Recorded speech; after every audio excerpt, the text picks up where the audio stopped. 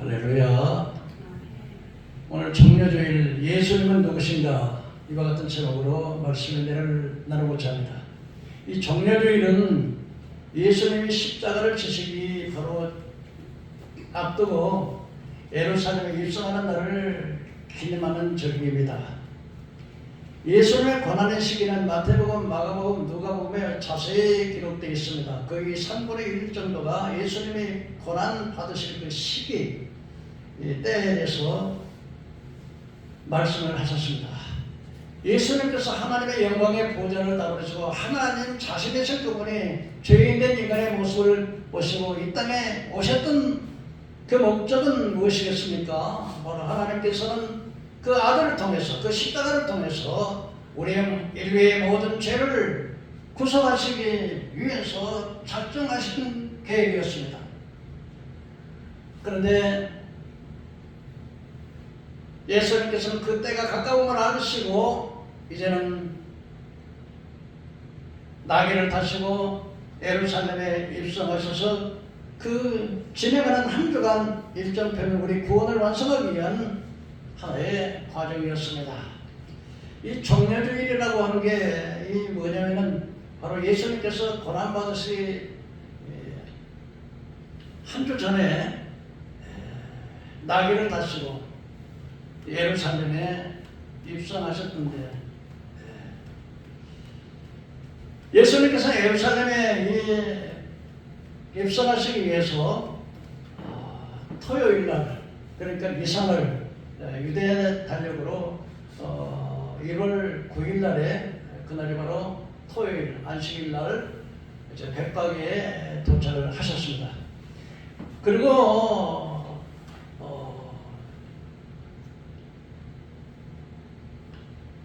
일요일날 주일날 되겠죠. 두 제자에게 나가서 마을에 가서 한 번도 타보지 않은 나귀 새끼를 가지고 오라 그랬습니다. 그리고 누가 말하면 주가 쓰시겠다고 말하라고 그랬습니다. 그러면 줄 것이라고 말을 했습니다.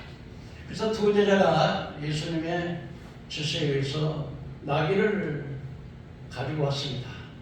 나귀를 가지고 와서 자기들의 겉옷을 벗어서 나귀의 안장에 깔으니까 온 무리들이, 수많은 무리들이 자기의 겉옷을 벗어서 길가에 깔고 어떤 사람들은 또 나무 가지를 꺾어서 길가에 깔으면서 수많은 무리들이 호산나 호산나 다윗의 자손에 오신 이시여 찬송하리로다 주님께 영광을 돌리다 하고 소리를 치면서 앞에 가고 뒤로 가고 그 거대한 행렬 속에서 예루살렘에 성을 향해서 갔던 날, 그날이 바로 정료주일입니다. 그래서 이 정료일 한 주간 월화수목금부터 시작해서 예수님의 금요일날 십자가에 죽기까지의 한 주간을 우리가 고난주간이라 그렇게 말을 합니다.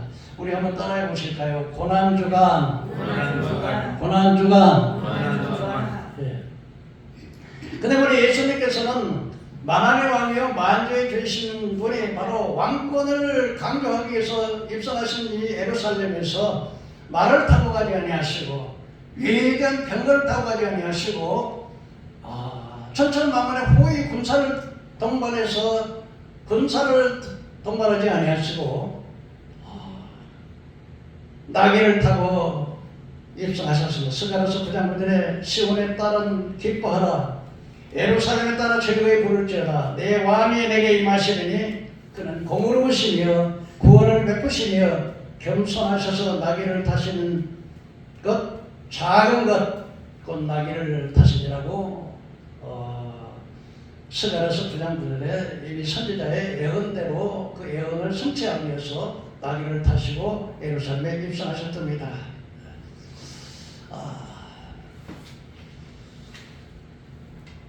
그리고 예수님께서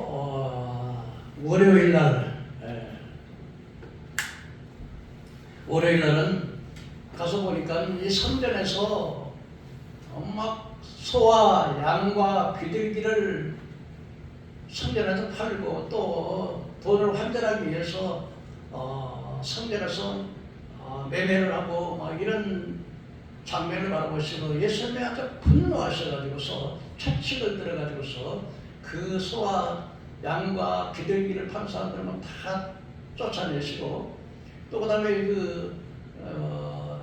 예루살렘에서 이걸저걸 지키기 위해서 사람들이 자기 외국에 나가 있던 사람들이 외국의 돈, 자기 나라의 돈을 가지고 와서 성전에 세금을 내야 되는데 그 세금을 바칠 때 유대인의 돈으로 갈아서 바꿔서 내야 되기 때문에 그 환전하는 사람, 돈을 바꿔주는 사람들이 꽤 있는데 예수님께서는 돈을 바꾸는 그 환전의 책상을 엎으시고 돈깨를 마구 퍼버리고 추방을 했었습니다.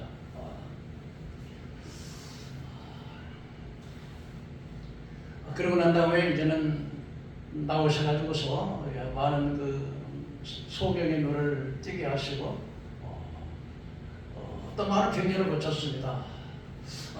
그때 애들이 막 어린 아이들이 호산나 호산나 다윗의 자손 예수여 메시아여 막 찬양을 하니까 당시에 이스라엘 지도자인 바리새인과 사두개인들은 아주 그게 싫어가지고서 예수님께 말을 했습니다. 아니 당신 제발 좀 저 사람 잠잠하게 하시오. 그러면서 하는 말이 당신은 무슨 권세로 이런 일을 하십니까? 그래서 많은 변호를 했습니다. 그때 예수님께서 나도 너에게 한 가지 묻겠다. 세례 요한의 세례가 하나님께로부터 온 것이냐 사람으로부터 온 것이냐? 그렇게 물었습니다. 자기들이 의논을 했습니다.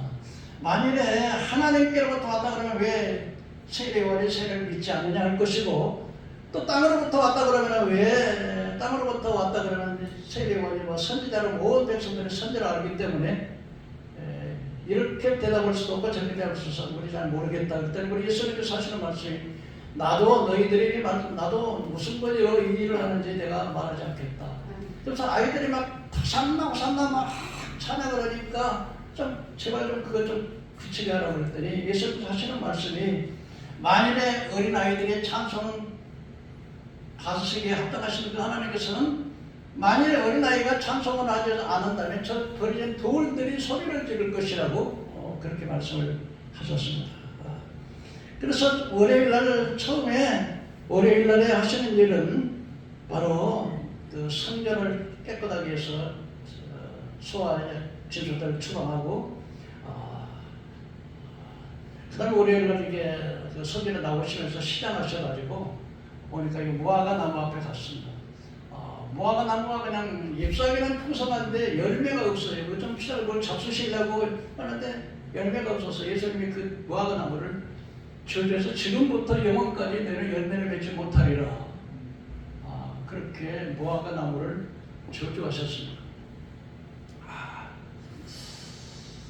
왜 예수님께서는 아직 때가 돼서 이 무화과 나무가 제때 무화과를 맺힐 때가 되지 않았는데 그 무화과 나무를 보고서 열매가 없다고 그렇게 저주하실까요? 그것은 바로 이 무화과 나무는 이스라엘을 상징합니다. 바로 이스라엘 나라가 예수님을 십자가 못 박아 죽이고 그 죄로 인해서 2000년 동안 멸망할 것을 예표로 이렇게 말씀을 하신 것입니다.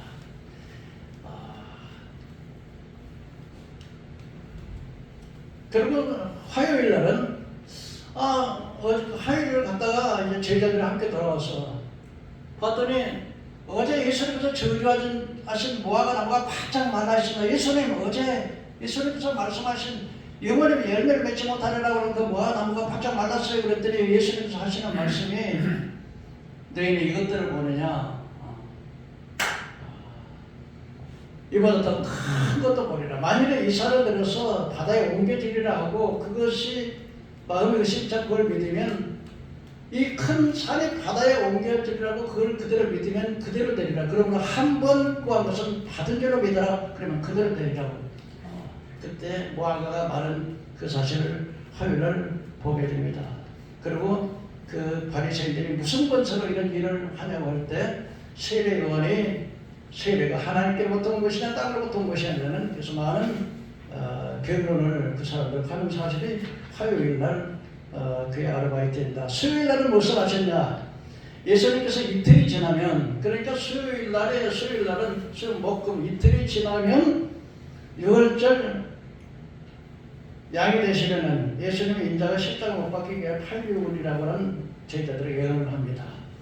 그때 이제 베다니에 있는 한 아주 죄 많은 여인, 그러니까 옛날에는 이 죄 많은 여인이라고 했는데, 이게 막달라 마리아라고 하는 7 귀신이 들렸던 여자가 예수님 앞에 그 고침을 받고 깨끗함을 받고 나와서 값비싼 그 향유, 나드, 순전한 나드의 기름 옥합을 깨뜨려서 예수님의 발에 부었습니다.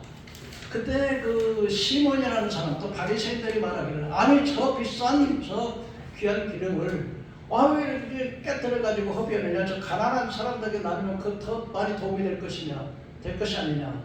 그도 사실은 가난한 사람들을 위해서 생각하는 게 아니라 가룟유다처럼 그 돈에 대한 것을 도전하기 위해서 그 아까운 것을 갖다가 그냥 깨뜨리니까 아주 그냥 그게 못마땅해 해가지고 그렇게 이야기를 한 겁니다. 그래서 예수님께서 이렇게 이야기를 합니다. 야 시몬아, 너는 내가 올 때 발셋에 물도 안 주면 저 여자는 눈물로 내 발을 씻고, 너는 내게 입맞추지 않지만 저 여자는 들어오면서 지금까지 계속 내 발에다 입을 맞췄고, 너는 감남주도 내 머리에 붙지 않았지만 저 여자는 이 값비싼 나의 옥합을 깨뜨려서 내 발에 부었느니라. 그러므로 생각해보라. 내가 너희에게 한 사람이 500데나리온의 빚을 졌다. 또 한 사람은 50데나리온의 빚을 졌는데 이 두 사람들이 모두 다 탕감을 받았다. 그러면 두 사람들의 빚을 졌는데 두 사람이 다 탕감을 받았다면 어떤 사람이 더 감사하겠느냐? 그랬더니 그 많이 빚진 자입니다. 그때 예수님께서 그렇습니다. 그래, 많이 빚진 그 죄가 많은 그 여자는 더 많이 감사할 것이고, 적게 빚진 자는 적게 감사할 것이라 이렇게 말씀을 하셔서 수요일날 나드에 기름 붓는, 그리고 그 달에 바로 예수님 12제자 중에 하나인 가룟유다가 예수님을 배신하는 사건이 나오게 됩니다. 예수님이 가룟유다가 나가가지고서 지금까지 예수님을 3년 반 동안 따라다녔는데 아마 예수님이 내 왕이 되면 한 자리 할 줄 알았는데 근데 십자가에 죽는다고 말하거든요. 아무리 봐도 예수님이 내 왕이 될 것 같지 않아. 그래서 싹싹 빠르고 제일 머리 좋고 많이 배웠던 가룟유다가 가서 대제사장들과 장로들과 사도계인들이 가가지고 내가 예수를 팔 테니까 얼마 주겠냐 그랬더니 은 30원 주겠다고 했어요. 그 받아가지고는 이제 계약을 하고 나서 예수님을 배신했습니다. 그 다음 목요일날은 됐냐? 목요일날은 이제 제자들을 향해서 청만찬으로 제자들 모아놓고 성찬을 떼면서 포도주를 마시고 이것은 내 피로 섞은 내 새우약이고 빵을 가지고 이건 내 몸이니 이것을 기념해서 내가 다시 오실 그때까지 이걸 기념하라 하셨던 성찬식을 하셨습니다. 그리고 난 다음에 성찬식을 끝내고 난 다음에 예수님께서 겟세마네 동산에 가셔서 하나님 앞에 무릎을 꿇고 기도하는데 아버지여 할 수만 있으면 이 잔을 내게서 지나가게 하시옵소서. 예수님께서도 이 땅에 오셔서 이 십자가의 고난이 얼마나 육신의 고통인 것을 알기 때문에 할 수만 있으면 아버지 꼭 내가 이 십자가를 해서 꼭 죽어서 이 십자가의 잔을 내가 마셔야만 되겠습니까? 그러나 내 뜻대로 마옵시고 아버지 뜻대로 하시옵소서. 얼마나 가슴이 타고 얼마나 마음이 타는지 그 땅가물이 피방울처럼 됐다 그랬습니다. 그때 12제자 가운데 세제자 베드로, 야고보, 요한 세제자를 데리고 왔는데 이들을 가서 아버지 할 수만 있으면 이 자를 내게서 지나가게 없어. 그러나 내 뜻대로 마옵시고 아버지 뜻대로 하시옵소서. 그렇게 기도하는데 이 제자들은 꼬박꼬박 절고 한 번 또 두 번 세 번 그렇게 졸았습니다. 그때 예수님이 너희는 한시도 깨어서 기도할 수 없더냐. 시험에 들지 않도록 기도하라. 이제는 시간이 되었다. 내려가자. 그러고서 이제 제자들 감람산에 기도하시고 올라가셨습니다. 금요일 날은 예수님이 잡히셨는데요. 12제자 중에 그래서 잡혀가지고 예수님을 끌고 가야바 법정으로 갔습니다. 가야바 법정에 가서 하나님이 대제사장들과 이제 장로들에게 재판을 하는데 종교 재판이죠. 유대인들의 최고 의결기관인 가야바 법정에 갔습니다. 근데 많은 거짓 증인들을 속에서 수많은 증인들을 모았는데 뭐 이 사람은 이렇고 이 사람은 이렇고 예수는 이렇고 근데 한 사람이 들어오더니 말을 하기를 저 사람이 성전을 헐라 그럽니다. 내가 3일 만에 성전을 짓겠다 하는 것입니다. 예수는 한 말씀 하셨어요. 그때 대제사장이 이렇게 물었습니다. 네가 진정 하나님의 아들이냐? 그때 예수님께서 내가 말했느니라. 그러나 인내가 하나님의 천사들과 함께 오는 것을 보면서 하나님 보호자 우편에 앉는 것을 내가 보리라 했을 때 참남하다. 저가 어떻게 하나님의 아들이라고 말할 수 있다는 말인가? 더 이상 무슨 증인은 필요할 수 있겠냐? 사용해야 합니다. 더 이상 증인은 물어볼 필요도 없다. 하나님의 그러한 신성을 모독한 자이다. 백성들이 물었습니다. 이 사람은 어떻게 하겠냐? 사형이요, 죽이시오. 여러분, 며칠 전까지만 하더라도 호산나 하면서 막 왕이여, 유대인이 왕이여, 평강이다 그렇게 외치고 따라갔던 그 무리들이 예수님께서 십자가에 재판을 받으셨습니다. 그랬더니 그 가야바 법정 앞에서 네가 예수 하나님의 아들이냐 이 자식아 뺨을 치고 그들을 끌고 이제는 이 유대인들은 종교재판으로 사람을 사형을 시킬 수 있는 권한은 없습니다. 로마 식민지였기 때문에. 그래서 로마의 총독된 빌라도에게 끌려갔습니다. 빌라도가 가서 예수님이 빌라도 앞에 섰을 때 예수가 물었습니다. 빌라도가 말하면 당신이 유대인의 왕이십니까? 그랬더니 내가 유대인의 왕이다. 근데 아무리 물어봐도 빌라도가 재판장에 들어가서 그러는데 예수님을 죽일 죄목을 찾지 못한다. 그럼 백성들에게서 매를 때려서 놓겠다. 그랬더니 막 십자가에 못 박아 서서 바라바는 이 명절 때는 한 명의 죄수를 도와주는 제도가 있었는데 바라바는 그 살인자인데 바라바는 살리고 예수를 못 박으시오. 이 사실을 이사야 53장에서 이사야는 예수님 오시기 600년 전에 예수님이 어떻게 십자가에서 우리 죄를 위해서 십자가 못 박은 걸 그렇게 말하십니다. 우리의 전한 것을 누가 믿으며 여호와의 팔이 위에 나타났며 그는 실로 우리의 질고를 지고 우리의 슬픔을 당하였거늘 우리는 생각을 그런 하나님께 맞으며 징벌을 얻는다 하였노라. 여호와의 팔이 위에 나타났냐? 그는 마른 땅의 줄기 같아서 그 모양도 없고 풍채도 없고 우리가 흠모할 만한 아름다운 것이 없도다. 그는 실로 우리의 질고를 지고 우리의 슬픔을 당했거든 그는 생각을 저는 하나님께 맞으며 징벌을 받는다 하였노라. 왜냐면 저 사람은 저렇게 고난당하는 것이 지가 잘못해서 하나님께 천벌받아서 저 죄를 받는다 이런다는 것입니다. 그리고 우리도 옳게 여기지 아니했다.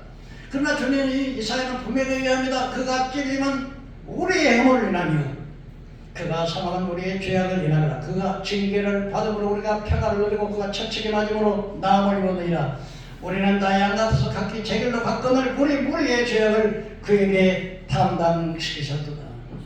그는 마치 도수장을 끌려가는 어린 양같이 털 깎는 자 배 참자만같이 그 입을 열지 않았으니 그 입에 괴사도 없었다고 말씀하시면서 이사야 선지자는 분명히 예수님 오시기 600년 전에 예수님께서 어떻게 십자가에서 못 박고 고난당하실 것을 우리에게 말씀해 주셨습니다. 여러분 빌라도 재판석에 서서 이제는 빌라도가 이 사람에게 죄를 찾지 못한다 했더니 그들이 뭐라 그러니까 십자가 못 박고 서서 막 밀란이 날 것 같으니까 할 수 없이 예수를 사형에 못 박도록 선고했습니다. 사실은 빌라도는 예수님의 죄를 찾지 못해가지고서 자기의 세숫대에다 손을 씻으면서 이렇게 말했습니다. 나는 무죄한 피를 흘릴 수가 없다. 너희들이 당하라 그랬더니 유대인들이 우리가 당하겠어. 내가 당하고 우리 자식들이 당하겠어. 예수님의 십자가 못 박았던 그 죄를 2000년 동안 이스라엘 백성들은 세계에 저 디아스포라에 얼마나 고난당했던 것을 우리가 잘 알고 있습니다.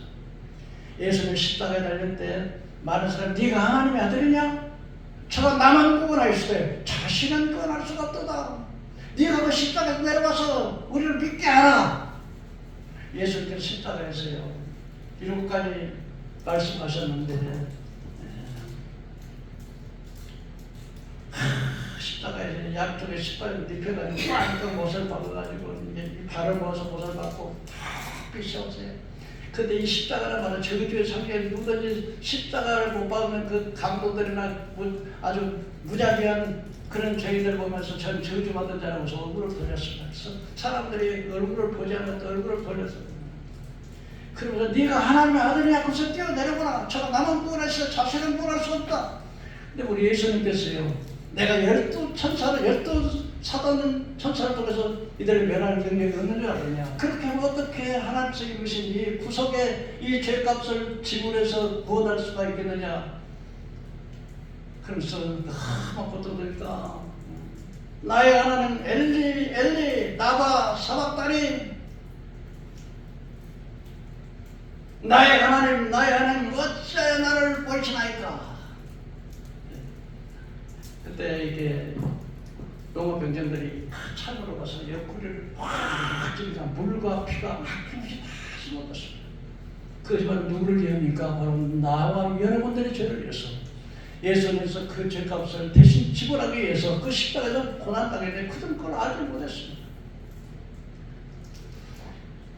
그리고 예수님께서 그 금요일날 사형원들을 받으시고 목요일날부터 계속 가야바 쪽에서 심판받고 빌라도 총독의 심판받고 그러고 나서는 이제 유대 시간으로 제60부터 90까지 캄캄해졌다 그러는데 어색한 하나님께서 아마 그 감격을 참아볼 수가 없어서 눈을 감아버리시는지 모르겠습니다. 근데 우리나라 시간으로 오전 9시부터 오후 3시까지 6시간 동안에 십자가에 매달려서 마침내 물가비를 다 쏟으시고 운명을 하셨습니다.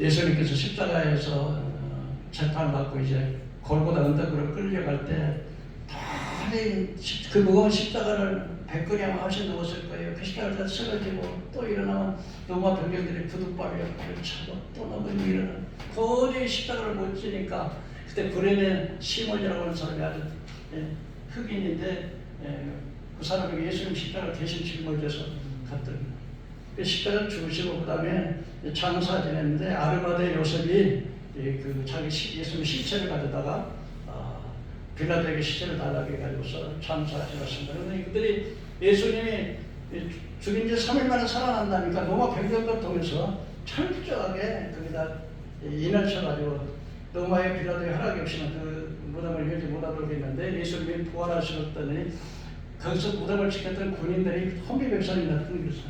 그리고 이제 토요일날 무덤을 지켰고 주일날 주님이 부활하셨습니다. 그렇다면 오늘 몇 가지를 좀 생각해 보려면 첫째로 예수님이 바로 누구신가? 예수님은 아브라함과 다윗의 후손으로 선택받은 율법을 받았고 그러니까 이스라엘 백성들은요 선택을 받아서 율법을 받은 백성들이에요. 하나님의 율법을 받았던 백성들이에요. 신의 창조는 직접적으로 하나님의 음성을 들었던 그 백성들이에요. 수많은 기적을 봤던 백성들이에요. 그리고 하나님께서는 아브라함과 다윗의 자손들을 세계 모든 민족 가운데 이스라엘 백성들을 특별히 선택하셔서 이제는 하나님의 백성을 삼으셨던 그 백성들은 그래서 이것을 좀 이해하기 위해서 그 나비라고 하는 그 유대 그 언어를 좀 이해할 필요가 있는데 나비라고 하는 것은 사제, 종교학자, 율법학자를 가리키는 히브리 말로 나의 선생님, 나의 주인이라는 뜻이고요. 납비는 바로 율법, 모세오경 막 창세기, 출애굽기, 레위기, 민수기, 신명기, 모세의 오경을 토라라고 그러는데 그 토라의 선생들 또 탈무드라고 하는데 특별히 이스라엘의 그 성서와 비슷한 그런 것을 그 철저히 하는 그런 교훈을 하는 사람이 납비들입니다. 그런데 이 나비 에즈라 골드스타인이라고 하는 사람이 사후세계에 가서 지옥에 들어가서 자기가 그렇게 스승으로 알았던 나비와 납비들 그들이 전부 큰 불못 벽에서 그 옆에서 보니까 자기를 가리켰던 그리고 그 주석을 썼던 그 수많은 그 유대의 학자들 그리고 선생들 지도자들 그런 그 제사장들이 그 예수님을 인정하지 않고 예수님을 십자가 못 박아 죽였던 그들이 잘못됐다는 사실을 그리고 그분이 예수를 만나가지고 예수님께서 그는 자기는 그 이사야 53장 같은 이런 말씀을 전혀 거부하고 근데 예수님께서 이렇게 이야기를 하더라는 것입니다. 이사야 9장 6절에 이는 한 아기가 우리에게서 낳고 한 아들을 우리에게 주신 바 되었는데 그의 어깨에는 정사를 메었고 그의 이름은 기묘자여 모사여 전능하신 하나님이여 영존하신 아버지요 평강의 아버지라. 이 말을 수없이 많이 읽었는데 예수님 그러더니 너 이 이사야 9장 6절의 말씀을 너는 읽어보지 못했느냐 했더니 그렇게 자기가 수없이 이 말씀을 읽었는데 이 말씀이 무슨 말입니까? 바로 그 이름은 기묘자의 모사의 전능하신 하나님 그분이 하나님이고 영존하신 아버지고 평강의 왕이요 그분이 메시아요 그분이 하나님이요 그분이 하나님의 구원자라고 하는 사실을 이렇게 말씀하셨는데 이 말을 그렇게 수없이 많이 읽었는데도 깨닫지를 못했다는 거예요. 이 나비들이 말이야. 이 사람 나비라고 하는 사람은 자기 아버지 어머니가 철저한 나비들이고 나비 가정에서 철저한 율법과 토라를 연구했고 13살에는 모세 오경을 암송할 정도로 그렇게 했던 사람인데 왜 모를까요? 하나님이 눈을 가려버리면 모르는 거예요. 미가서 5장 2절에 베드레헴 에브라다에 너는 유대가 올 중에 작을지라도 이스라엘 다스리는 자가 내게서 나올 것이라. 이 말씀도 바로 동방가서 세 사람이 와서 유대의 왕으로 나신 이에게 경배를 왔다 그랬더니 헤롯 왕이 놀래가지고서 또 그 제사장들이 놀래가지고서는 그의 예수가 그 하나님의 아들이 어디서 나타나겠냐 했더니 그들이 이 미가서 5장 2절에 너 유대 땅 베들레헴에 너는 에브라임 중에 작은 마을일지라도 내게서 한 다스리는 자가 나와서 이스라엘 목자가 되겠다고 그들이 분명하게 그렇게 말을 했었던 것을 알 수 있습니다. 그러나 그들은 한 사람도 예수님이 오셨다 그랬는데도 예수를 영접하는 사람이 없고 밤중에 양을 쳤던 목자들만이 예수님을 영접했던 사람을 봅니다. 스가랴서 12장 10절에는 내가 다윗의 집과 예루살렘의 주민에게 은총과 강권의 신명을 부어주리니 그 찌른 바 그를 바라보고 그를 위하여 애통하듯 하며 그를 위하여 통곡하고 장자를 위하여 애통하듯 하리라 하셨습니다. 그게 무슨 말입니까? 유대인들은 예수를 믿질 않아요. 특별히 예수님의 메시아에 대한 예언으로 나오면 그걸 완전히 반박하려고 그냥 연구를 해가지고 반박하라고 그렇게 설교하고 그렇게 해요. 그런데 예수님이 어떻게 이 예언은 마지막에 예수님께서 그러니까 유대인들은 지금도 예수님을 메시아로 믿지를 않아요. 그리고서 지금도 메시아를 기다려요. 예수님께서 메시아가 이미 오셨는데 이미 오셔서 우리 죄를 위해서 십자가에 못 박아 죽으시고 부활하셨는데 그 예수를 믿지를 않는 거예요. 하나님의 아들로 우리의 구원자로 하나님을 믿지를 않는 거예요. 그러니까 지금도 메시아를 기다려요. 정체적으로 그들은 어떤 메시아를 기다렸냐? 로마의 우리 식민지에서 우리를 해방시키는 그런 메시아를 기다렸는데 그 메시아를 지금도 기다리고 있는 거예요. 그런데 마지막 7년 뒤에 하나님 다니엘서 9장 26절 27절에 7년 대후 하나님에 대해서 말씀을 하고 있는데 그때 이제 이 적그리스도가 세계의 전쟁과 경제적인 문제를 해결하는 모든 인류가 이 전 세계가 하나의 정부로 통합되고 그 사람을 통해서 이제는 정치적 문제, 경제적 문제, 전쟁 문제를 종식시킬 때 모든 사람들이 그걸 메시아로 인정할 때 유대인들도 그가 메시아인 줄 알고 그 사람과 더불어서 한 일해 동안 7년 반인데 3년 반 동안에 유대인들이 이 적그들과 계약을 맺어요. 평화조약으로 우호적을 맺어요. 그리고 후 3년 만에 들어서 전 3년 만에 지난 때 제사와 예고를 금지하고 유대인의 박멸 정책을 뜰 때 예수는 이스라엘에 대해서 너희는 이때가 되거든 다니엘이 말한 바 멸망의 가증하는 그래서 이 적그들과 지금 성전을 마호메트 해결 모스크가 되어졌는데 그 성전을 이 적그리스도가 유대인들은 평화 우호적을 한 다음에 성전을 짓게 만들어요. 그러면 그냥 메시아인 줄 알아요. 그러다가 이제 3년 반이 딱 지나고 난 다음에는 이제는 자기가 이 성전에 앉아서 내가 하나님이다. 내게 잘못 내 우상이 잘해라. 내 중요한 표를 안 받으면 거짓 선전 나와서 표를 안 받으면 그때 이제 유대인들은 막 박멸을 하니까 팩트라라고는 예비한 곳이 있어요. 그 들어가서 그 3년 반 동안 이제 그 3년 반 동안 그 훈련을 받고 예수님이 재림하실 때 백마 타시고 천천만만한 천군천사하게 지상에 재림하실 때 그때 비로소 우리가 식당 먹은 예수가 진짜 하나님의 아들이었구나. 그래서 민족적으로 12지파의 족속들이 다 통곡을 하고 회개할 것이라고 하는 것을 말씀해주고 있습니다. 두 번째로 여러분 6월절의 어린 양 바로 예수님의 구약에 보면은 수많은 속죄제, 번제, 화목제, 소제 이런 제사들이 있는데 이 제사들은 결국 구약에서는 죄를 질 때 이런 제물을 통해서 죄상을 받고 하고 화목하는 일을 했었었는데 예수님이 오시고 난 다음에는 이제는 예수님이 십자가에서 우리 죄를 위해서 희생하실 것을 예표로 보여준 것들이 구약에서 한 것은 이스라엘 백성들에게. 그래서 예수님께서 히브리서 기자는 히브리서 9장에 이렇게 말합니다. 염소와 항소 피로 가지 않고 자기 피로 영원한 속죄를 들어서 예수님께서는 항소와 염소 피로 가지 않고 자기 피로 영원한 속죄를 들어서 단번에 성소에 들어가셨다.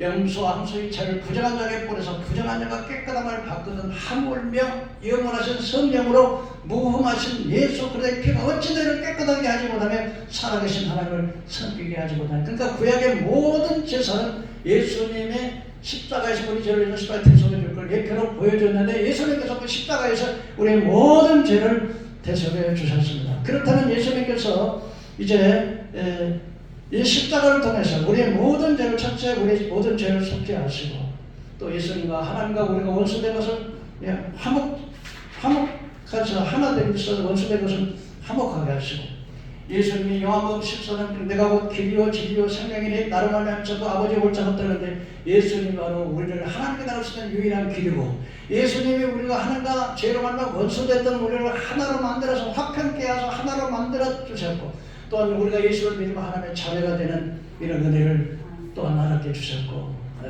또한 예수님께서는 예수님의 십자가의 저주를 짊어지심으로 갈라디아서 3장 13절이니까 그리스도께서 우리를 위해서 저주를 받아서 율법의 저주에서 우리를 속량하셨으니 나무에 달린 자마다 저주하는 자는 예수님께서 그 십자가에서 우리를 대신해서 저주를 받으심으로 대대로 흘러오는 그 저주의 줄을 끊어버리시고 우리가 저주에서 예수를 믿는 자는 저주에서 해방을 받게 해주시고 또한 우리는 사단의 권세에서 해방을 받았습니다. 요한 1서 12절 사도행전 26장 18절에 그의 눈을 뜨게 하사 어둠에서 빛으로 사단의 권세에서 하나님께 돌아오게 하고 죄사함과 나를 믿어 거룩하게 된 우리 가운데 기업을 얻게 하려 하십니다. 우리가 이제는 예수님으로 말미암아 사단의 권세를 이기셨고 우리를 사단의 권세에서 깨뜨려 버리셔서 모든 불신자는 다 에베소 2장 1절에 모든 불신자는 사단의 권세의 노예로 살아가다가 사단을 섬기다가 우상 숭배하다가 결국 지옥 가게 되는데 이 사단의 권세는 우리 예수님께서 해방시키고 또 요한복음 1장 12절에 영접하는 자 그를 믿는 자는 하나님의 자녀가 되는 권세를 줬다. 하나님의 자녀가 되게 하시고 또 여러분 요한복음 5장 24절에 내가 진실로 진실로 너희에게 이르노니 내 말을 듣고 나 보내신 이를 믿는 자는 영생을 얻었고 심판에 이르지 않고 사망에서 생명으로 옮겼느니라. 여러분 예수를 믿으시면 한번 아멘 하십시다. 우리 예수님께서 우리를 사망에서 생명으로 옮겨주셨습니다. 그리고 문제는 예수님께서 요한일서 2장 1절에 나의 자녀들아 내가 이것을 너희에게 쓰면 너희로 죄를 범치 않게 하려 함이라. 만일 누가 죄를 범하였어도 아버지 앞에서 우리 대언자가 있으니 곧 의로우신 예수 그리스도시라. 한번 따라해볼까요? 아버지 앞에서 우리의 대언자가 있으니 곧 의로우신 예수 그리스도시니라.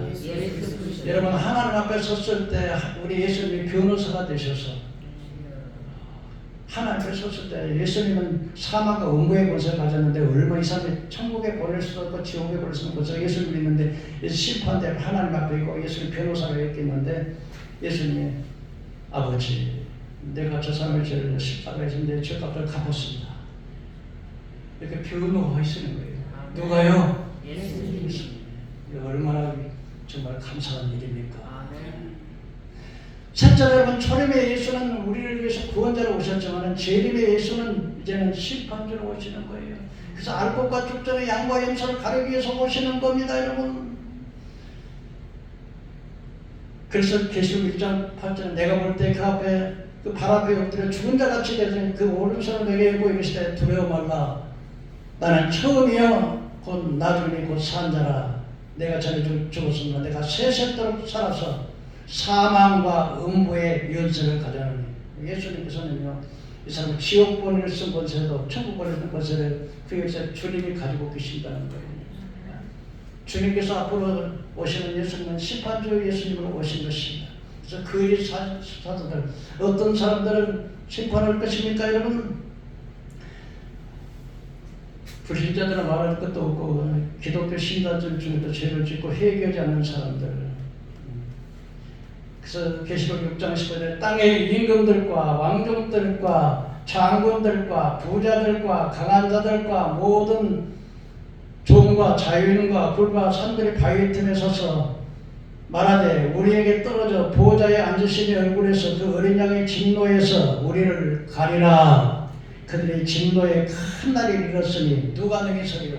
예수님이 재림하는 모습을 보고서 얼마나 두려운지 저 산하 내게 무너져가지고 내 얼굴을 좀 가리라. 바위가 떨어져서 내 얼굴을 가리라. 얼마나 예수를 안 믿고 죄를 짓던 사람이 두려워가지고 그렇게 두렵게 한다는 거예요.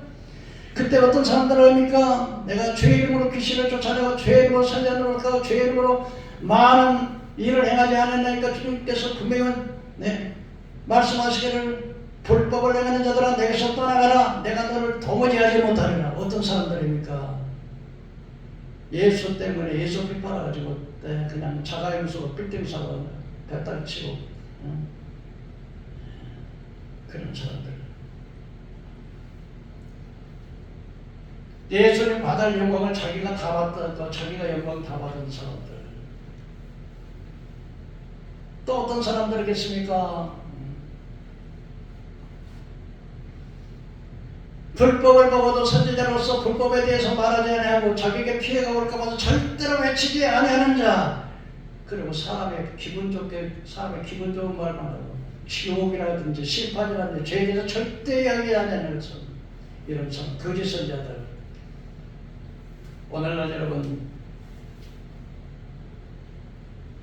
수많은 헌법재판관들, 의인을 죄인으로 죄인을 의인이라고 판단하는 이 재판관들, 악법을 만들어내는 여야 국회의원들, 국민들의 눈과 귀를 가리켰던 언론, 공영방송, 신문사들, 거짓을 가리키는 목사들, 음행하는 자들, 도적질하는 자들, 우상 숭배하는 자들, 무신론자들, 이런 자들을 주님이 오실 때 알곡은 모아서 곳간에 들이고 쭉전에는 꺼지는 불에 던지는 무서운 심판을 하게 되는 것입니다.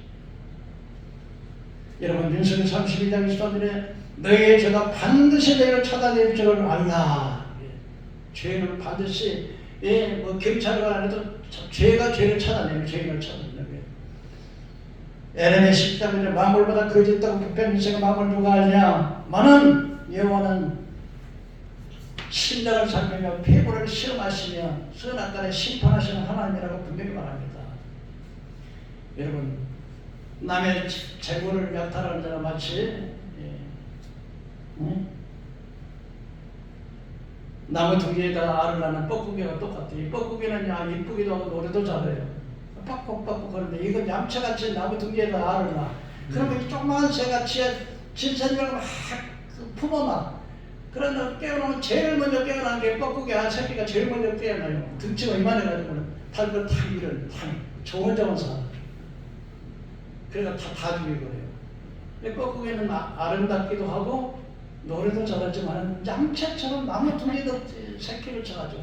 그러니까 남의 것을 도적질하고 탐하는 자는 마치 이 새가, 그러니까 나중에 새가 하고 자기보다 등치가 4배나 큰 그 새끼를 먹이를 물에다 자기 새끼를 다 죽이고 자기 뻐꾸기 혼자 다 먹어가지고는 그러고 하는데 나중에 날아가 버려요. 그럼 얼마나 흥거해요. 마치 남의 것을 도적질하고 이런 사람, 이 뻐꾸기 알을 품은 그 새와 똑같다는 거예요. 이제 결론을 말씀드리겠습니다. 우리가 고난주간에 통해서 예수님의 행적을 살펴보았습니다. 6월절의 어린 양은 바로 그 모든 구약의 제물들은 예수를 예표하는 것이라고 했습니다. 구약의 전 예수 십자가의 희생, 대속의 어린 양 예수님을 상징했습니다. 예수님의 대속의 결과로 오는 성도들의 축복에 대해서 하나님의 자녀가 되고 선의 벗어서 벗어나고 또 심판을 받지 않고 영생을 얻게 되고 이런 하나님의 축복. 그리고 이제는 주님께서 초림은 은혜로 오셨지만 재림일 때는 예수님께서는 엄연한 심판자로서 그 입술로 그냥 얼마나 많은 사람이 죽는지 세대의 잔치를 베푼다고 했습니다. 그러면 오늘 이 고난주간을 통해서 여러분 우리가 예수님을 바로 알고 그 예수님이 우리에게 베푸신 그 희생의 헌신이 얼마나 컸다는 사실을 깨닫고 정말 염소 자리에 서지 말고 양의 자리에 서 불법을 행하는 자가 되지 말고 의를 행하는 저와 여러분 되기를 주의 이름으로 축원합니다. 기도하겠습니다.